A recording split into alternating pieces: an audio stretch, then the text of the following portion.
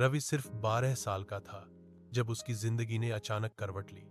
एक छोटे से कस्बे में रहने वाला यह होनहार लड़का पढ़ाई में इतना तेज था कि स्कूल के सारे टीचर उस पर गर्व करते थे।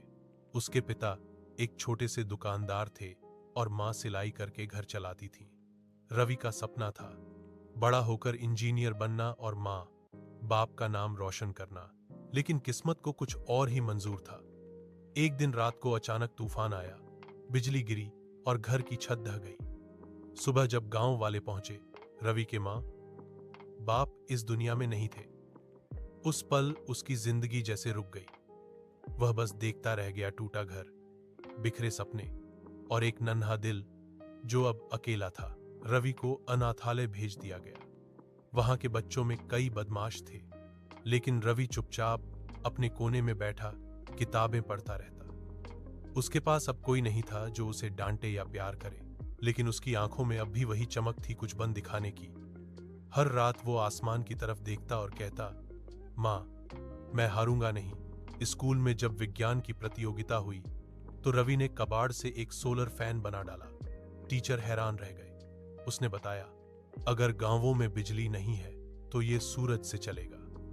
उसकी यह सोच सुनकर सभी दंग रह गए। वह जीता तो नहीं, लेकिन उसके विचारों ने सबका दिल जीत लिया। धीरे धीरे उसकी मेहनत और लगन ने सबका ध्यान खींचा। एक स्थानीय इंजीनियर जो जज के तौर पर आया था, रवि से बहुत प्रभावित हुआ। उसने रवि को गोद लेने की इच्छा जताई और कहा, तुम्हें मैं वो सब दूंगा जो तुम्हारे मां बाप देना चाहते थे। रवि की जिंदगी फिर बदल गई। उसे पढ़ने के लिए बड़ा स्कूल मिला और प्यार से भरा घर भी, पर उसने कभी अपने बीते दिनों को नहीं भुलाया। वह हर हफ्ते अनाथालय जाता, वहां के बच्चों को पढ़ाता और कहता, अनाथ होना गुनाह नहीं, हार मान लेना गुनाह है। सालों बाद जब रवि ने देश की सबसे कठिन इंजीनियरिंग परीक्षा टॉप की, मीडिया वालों ने पूछा, तुम्हें प्रेरणा कहां से मिली? रवि मुस्कुराया और बोला, मां और पापा तो चले गए, लेकिन उन्होंने जो सपना देखा था वो मैंने पूरा किया। मैं आज भी रात को आसमान देखता हूं और जानता हूं कि वो मुझे देख रहे हैं।